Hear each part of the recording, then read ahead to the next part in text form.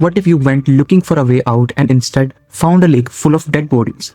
That's exactly where we are in From Season 4. And honestly, at this point, nothing should surprise us about this town. But it did. It absolutely did. Episode 5 just dropped and we need to talk. Because what a long strange trip it's been is one of the most intense, mind-bending and straight-up disturbing episodes this season has given us. Boyd and Jade are spiraling, the settlement is in danger, and those bodies at the bottom of that lake. Yeah, we need to unpack that right now. I'm your host. Welcome to Why Crackstone, where we break down the shows you can't stop thinking about. Let's go into it. Last week in Of Myths and Monsters, the show gave us a lot of chew on. Victor finally sat his father Henry down and told him the truth about the man in the yellow suit. And it's every bit as horrifying as you imagine. This guy didn't just wander into the town, he arrived like everyone else, normal, friendly, accepted. And then one day, Victor watched him across the bottle tree, eating Miranda from the inside out. Her own insides. Victor saw it happen. As a child, no wonder this man has been traumatized for decades. Meanwhile, Julie is turning into one of the most compelling characters of this entire season. She cut her hair because remember, last time the creatures grabbed her by it and went back to the ruins with the Wendell to test her bookmark theory for Storywalker. The plan? Go back to a specific point in time and use it as a fixed reference. It didn't work, but she did see was the man in yellow. Mid-massacre in the town during Victor's childhood. She barely escaped. And then there's Fatma, quietly losing her mind in the most beautiful and terrifying way possible, building a golem out of dirt and mud. Like a literal golem, a clay protector. At this point in this town, honestly, sure, why not? But the moment that sent everyone spiraling, the one that led directly into episode 5, was that lake. Tabitha actually listened to Ethan for once and they went with Donna and a group to find the lake of tears that Jim had been searching for.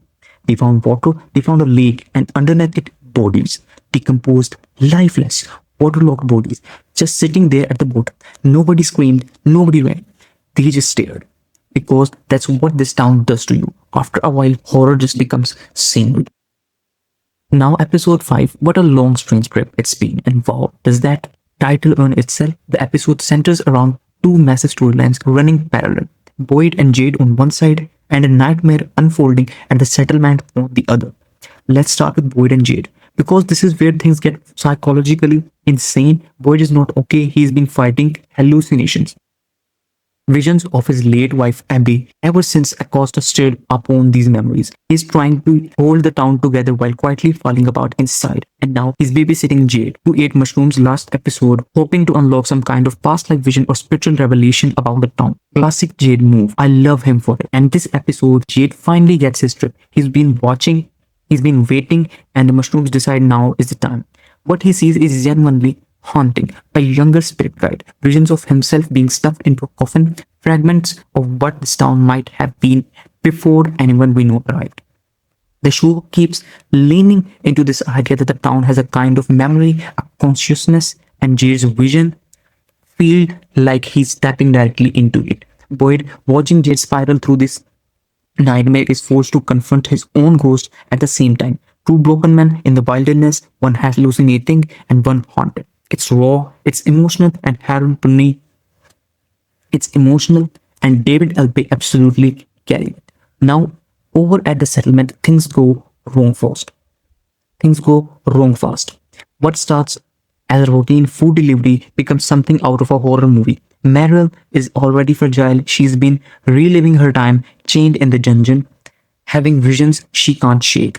And she says something in this episode that chills you to the bone. She says something is feeding off the suffering of people in this town, not just surviving of them.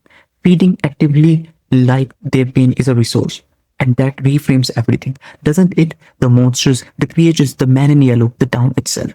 What if none of it is random? What if the suffering is the point? Now the lead. Everyone wants answers about those bodies, and this episode starts pulling at that thread. Donna is scared, and Donna being scared tells you everything because this woman has survived things that would destroy most people. Tabitha says that bodies look familiar to her, which is its own terrifying mystery. Familiar how? From a vision? From Tabitha's connections to the tower? The show doesn't hand you the answer, but it plants the question right in front of your brain and refuses to let it go. Meanwhile, Sarah is back in her own personal hell. The voices in her head have returned, and we know from last episode that Sophia, who is the man in yellows, discuss maybe using those voices to manipulate Sarah, to weaponize her. Sarah has always been a tragic character, but this season is pushing her to a place where you genuinely don't know if she's victim or a threat. Maybe she's both, and Victor, bless him, is out here being the most useful he's been in years. He's given Henry everything in about the man in yellow, and now he and Julie are slowly circling in on Sophia's real identity. The show is building toward a confrontation there, and when it happens, it's going to be explosive.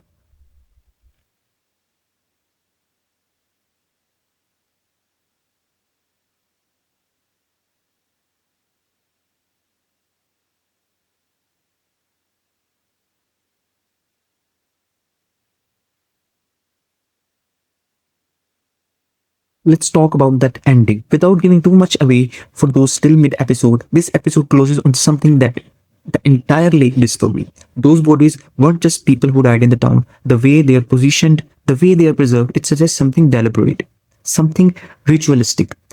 Like the town didn't just fail to save them, the town put them there. Which brings us back to Marielle's line. Something is feeding off their suffering, and what better way to feed than to collect? This town is not just a prison, it might be a farm. And the final, we have got 5 episodes left in season 4, and the final is titled If a Tree Falls in the Forest, which tells me the bottle trees are going to be the central to whatever the end game is this season. So, what did you think of the episode? Drop your theories in the comment below. I read every single one, and if you are new here, welcome to Crackstone. Hit subscribe so you don't miss the episode 6 breakdown, because based on where this ended, next week is going to be something else. See you then.